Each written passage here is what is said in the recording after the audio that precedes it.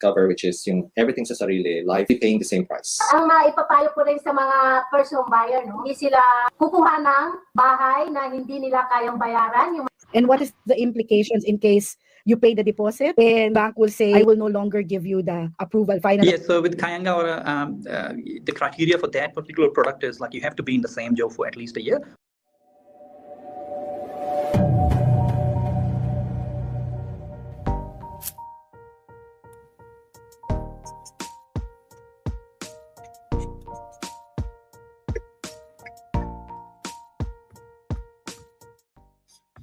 Yay!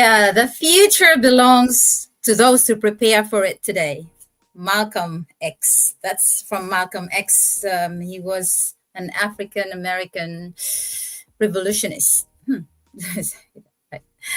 Anyway, hi everyone. Welcome back to our podcast, weekly podcast on home buying tips in New Zealand especially. But let us know wherever you are watching us right now, and if this tips and ideas that we're sharing is also applicable in the country or place that you are in. Anyway, tonight it's just me. Marianne is quite busy with the family, so she's not able to join me tonight, but hopefully next week she'll be with us. And even though I'm by myself, I have a very inspiring story to share. I've asked this couple, last week actually, about their home buying journey, and that was just recent, specifically last year. It's the journey of Jen and Kevin. I don't know if you know them already. Some of our viewers here are friends. We have common friends. And to give you a hint, the couple arrived here in New Zealand in 2021. And Jen, they both came from Singapore. Jen is actually an ECE teacher up to now. So she moved here with her family as an ECE teacher. And during that time, there was a one-off resident visa, and boom, they got approved. They are now resident, and in 3 years' time, they got their house. And let's find out how. Like many of us, they started off renting, saving, of course, and adjusting to their new life here in New Zealand. But fast forward, just 3 years later, like what I've said, in September last year, if I'm not mistaken about the month, 2024, they moved into their very own 4-bedroom standalone home in West Auckland.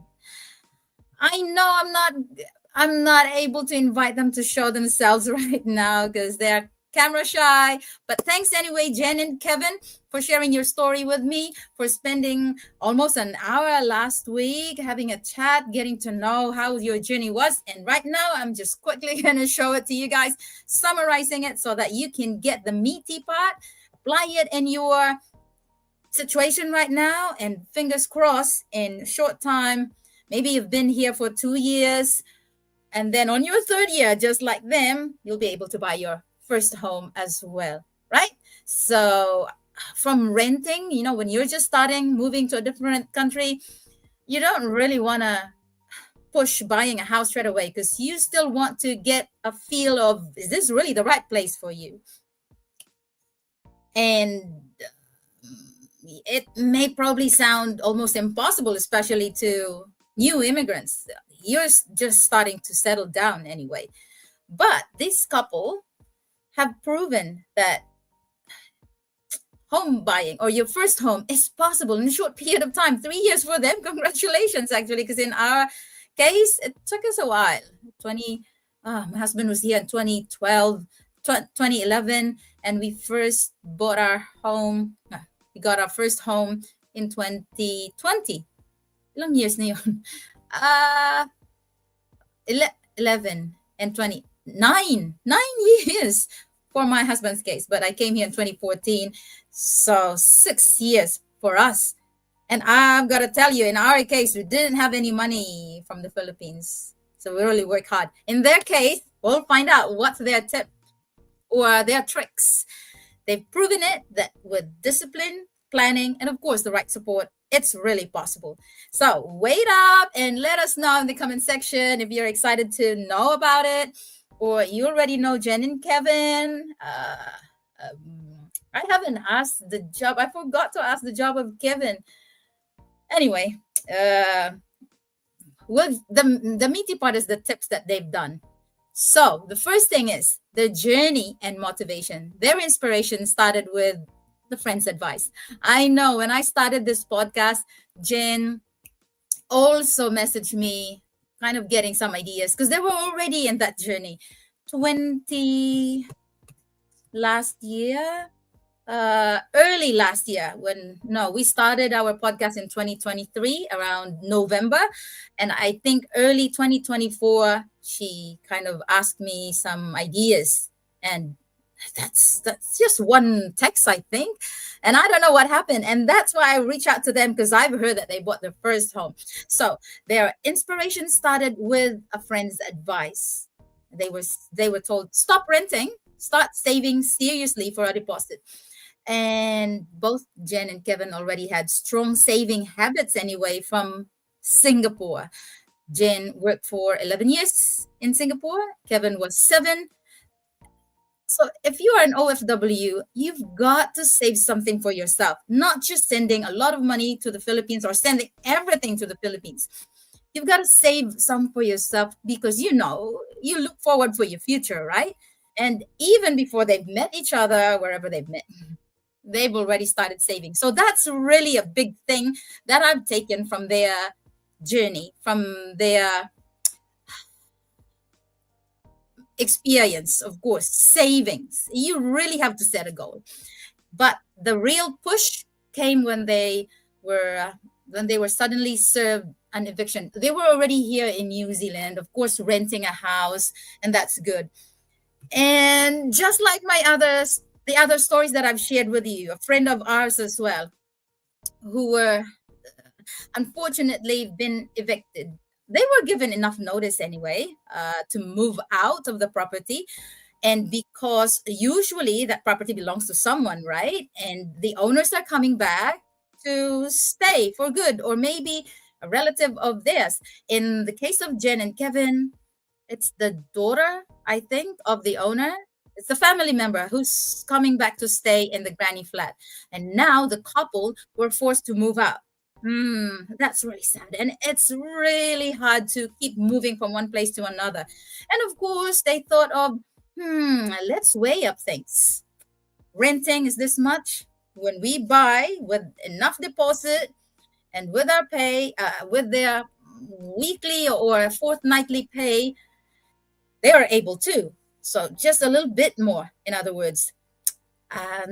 So that's technically the motivation behind it, the encouragement of a friend. And of course, they were forced to leave the house that they are renting. Okay, let's cut the story short and let's make this their preparation and challenges. They've got savings, right? It's very important that you have something. When you are evicted in a house and it's hard for you to get the new house to rent, you will feel like, oh, if we have savings, then it's good. We can consider buying a house. If you don't have, then you'll just bear it. So in their case, good job, Jen and Kevin, for having that set goal in your mind. They started with, how much was it? I thought it was around 20% deposit from all their savings. Because the Singaporean dollar, I think it's quite equivalent when you convert it to peso. They're quite similar. I'm not sure now. That's what I've heard in the past. But the hardest part with their case, because they couldn't use their KiwiSaver. They haven't started. Although Kevin, they've been here for 3 years. Kevin, for whatever reason, his employer encouraged him to start having the KiwiSaver, even though he wasn't resident yet at that time. And it just rolled over. For Jen, she wasn't allowed, because technically you shouldn't be allowed to have KiwiSaver if you are not a resident. But some employers just don't know it. But good, that's a good thing for Kevin then. Dealing with uncertainty, that's the thing that happened. And at one point, when you're renting, you signed a 1-year contract, and then all of a sudden you decide to because it's your plan to buy a house, so you want to break the contract, you're going to pay fees and many things. There will be many expenses if you are going to buy your own home, your first home especially. But let's cut short. Let's move to the buying process straight away. Jen and Kevin settled on a standalone house now in Newlyn, West Auckland. Come to think of it, Newlyn, West Auckland, that's quite pricey compared to our place here in South Auckland, because it's really close to the CBD compared to the South Auckland.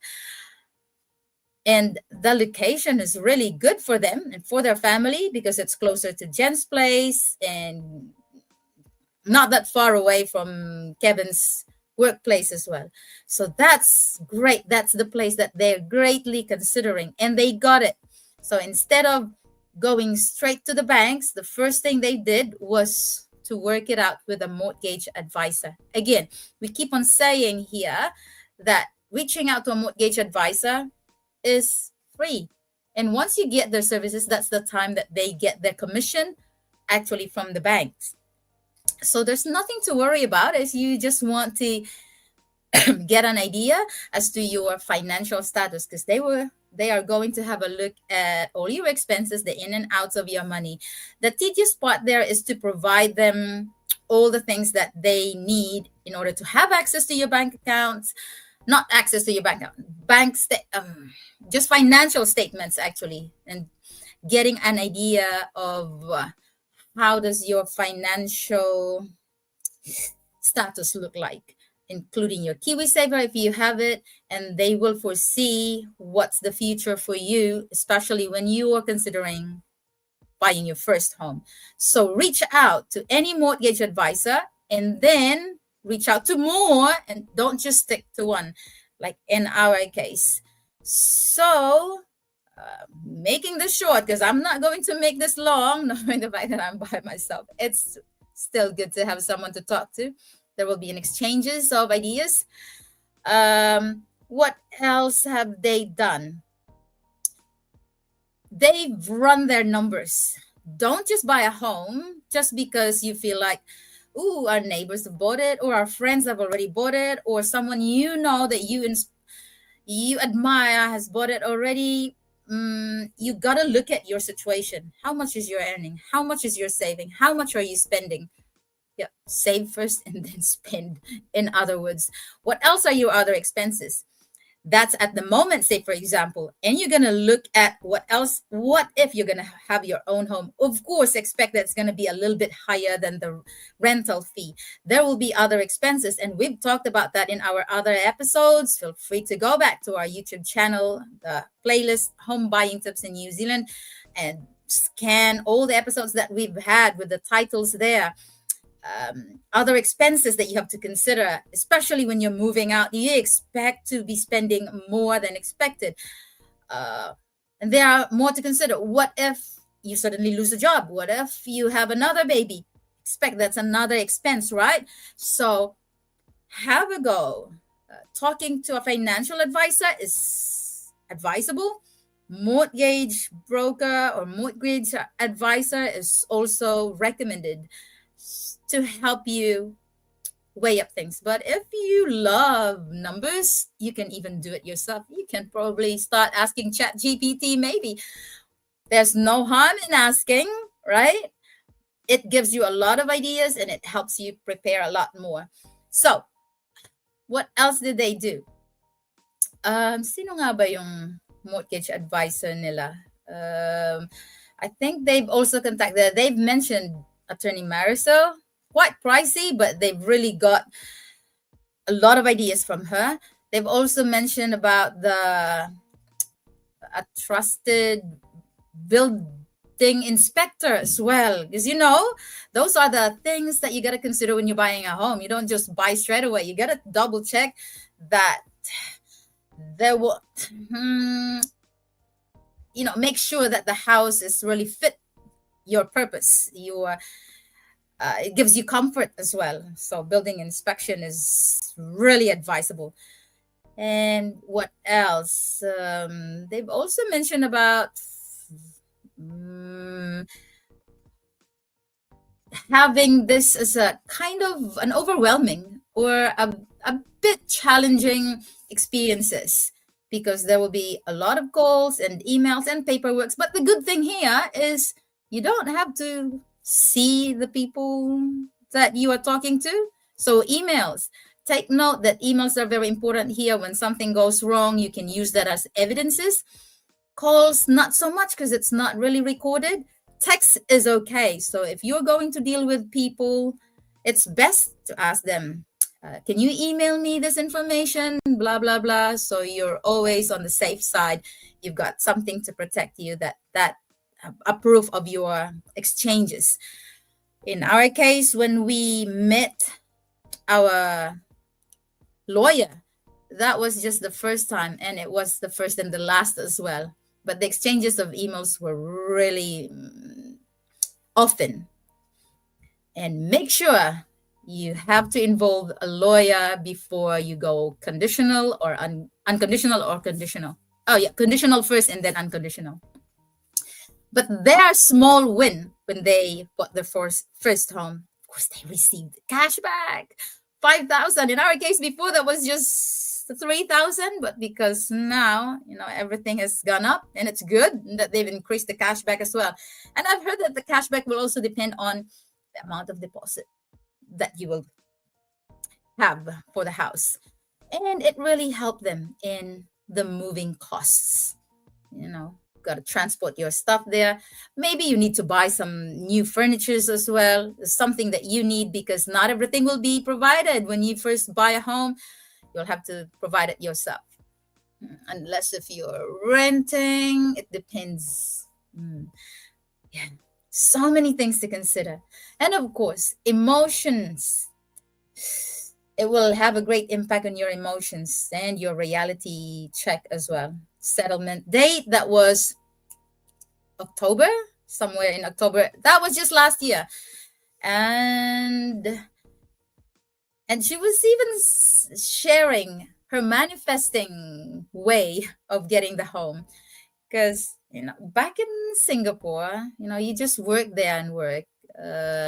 It's really hard to get residency in Singapore. That's what I've heard, not just from Janet, but from other people as well, Filipinos who come from Singapore.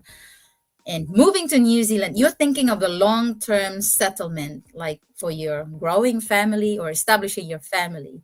And here, when they came here, she was like seeing some beautiful houses with sold signage, because it was just recently sold. And she was just giggling while sharing this, that she has even taken a photo of it next to the sold sticker, although she wasn't the one who bought it. For her, it's just like a manifestation that one day she's gonna get her own home. And true enough, it happened. So that's a really big congratulations. And maybe that will be one way for you as well to manifest. You can copy that one. There's no harm in taking a photo of a beautiful house, not claiming it as yours, but claiming that maybe one day, someday, with your effort and your strategy as well, with the help of people around you, you'll be able to get your first home as well. Not the first home that you're going to live your whole life here in New Zealand, but maybe your first step to property investment. Because in many cases, people are starting with just a small or untidy house, but they are able to renovate it and sell it, and then buy another one, or sell that again and then buy your final one that you're going to live in. It's just a matter of strategy and knowing the other strategies that other people have already used in order to get the lifestyle that they want. Yeah, we call it lifestyle. So mindful earning, you got to think of how much should I be earning so that I can achieve this. Mindful savings. I've got to save first before I spend. And mindful spending. You know that this is how much you can spend, so limit your spending around that. Another thing that they have also shared is their ability to do it themselves. If there are simple things that you can do it yourself, you don't have to hire a sole trader, especially if it's a little carpentry job. simple twisting of some nuts in the kitchen, maybe, or in the toilet, just like what I'm doing sometimes, it will save you hundreds, if not thousands of bucks. And those are quite simple little steps or tips that they've given, but together it's a big thing. Yeah. So what else have they taken note here? Let me have a look. Their tips for future buyers. If you could change one thing now, I think their best advice is to start sooner. Whatever your situation is, especially from Kevin's advice, he can't really say you buy now. That's what he said. You have to know your current situation. And sometimes some people don't know it, don't understand fully their financial situation, their financial status, until they speak to a mortgage advisor. So if you can do that early, why not? It can save you time, and it can direct you straight away to the path that you want to take. So if in the long run, say for example, in 3 years time, I want to be able to buy a home, my first home in New Zealand, why don't you talk to a mortgage advisor now and see if you can get some ideas as to how you can sort out or organize your savings and expenses. Like in my case, my accounts, I've got several accounts where my saving is there, where my earning is here, my expenses over here, and business is here, and another savings for another account. It's possible here. And if you can have different accounts with no fees at all, that will save you something. I've also shared in the past, because we have so many episodes already, that I've had previous accounts in other banks, and I was charged of $5 a month, I think. And I was like, $5 times 12, that would be $60 a year. So I've moved to another bank, the bank that I'm now, and I'm not paying anything every month. I'm just saving my money, and if I can use that money to invest to something else, and I borrow amount from my credit account, and I just pay it on time, I don't have to spend extra any cent at all. So isn't that a simple but wise strategy? And of course, you got to stay disciplined. Whatever goals you set for yourself, stick to it. Track your spending. This is actually the best idea, the best advice that Kevin has said. You've got to track your spending and set realistic goals. I remember he specifically said that he has this like Google sheet where he records the amounts that's coming in and the amount that's going out. I've done that in the past. I was still in the Philippines back then, and I was keeping records of the money that I get from my husband because he was working overseas, and then my income as well as a teacher back home. That's quite hard, of course, right? And when I moved here, I wanted to do the same thing, but my husband told me, oh, it's just an extra time doing that. You're just wasting your time doing it when you can actually see it in your accounts. So that's what I did. It's just automatic. I see it on my accounts, how much I'm spending, not specifically each week or each month. It won't give me that data, but for my business, it's very recommended to have a clear bookkeeping, clear record of the ins and outs of your money. Yep. If you haven't done that, I would advise to do it. You will love numbers if you do it. That is more relatable to you. Of course, did they mention they gamble? In my case, I don't gamble. I don't put money in the lottery. I don't bet. I think they've mentioned that. And I told them, that's not me though. I was just raised not to do it. I gamble on calculated risk. I think they're doing that too. But for lotto and other stuff, not my thing. But for them, they've tried it. And because, who knows? According to them, who knows? They might get $1 million. You'll never know. But for me, not my thing. And of course, saying this again, track everything if you can. Know your financial situation. Jen even says everyone can achieve their goal, because if they can do it, you can do it too. If you're listening to us right now and you believe that Jen is just an ordinary Filipino, just like me and just like everyone else, no money coming from other families and friends. No, they didn't mention that. All they mentioned is that they worked 11 years in Singapore, and you will not have a savings if you didn't put that as one of your goals. You can do it too, especially if you've worked already somewhere else, or even if you're in the Philippines, you can save too. Just set a goal and work hard, be disciplined, you can achieve it. Now, their focus right now is more in less spending, because when they were just renting, you will have more money to go out and enjoy life. That's the reality. But once you have a mortgage, knowing the fact that you will have to top up on what do you call this? No, you will have to consider the other expenses. So you'll be more mindful of your spending. They can still go out, of course, because there are a lot of free stuff here in New Zealand that you can enjoy. Like the parks here are free. Many events here are also free.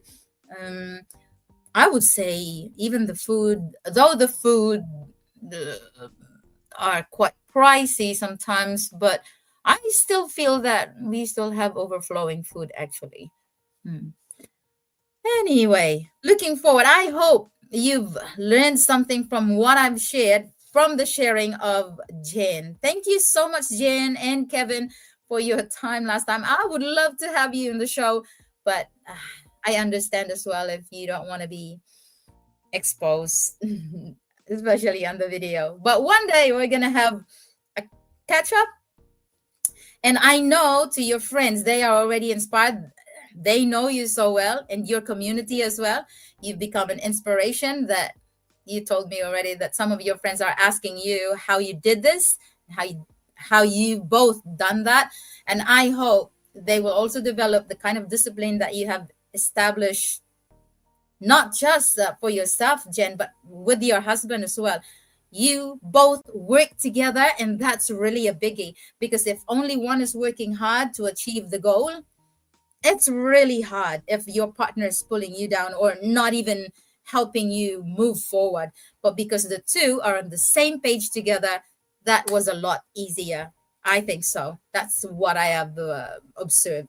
So anything that you do, when you set your own goal, when you are disciplined to achieve it, you do your right planning, and of course, have faith. The manifesting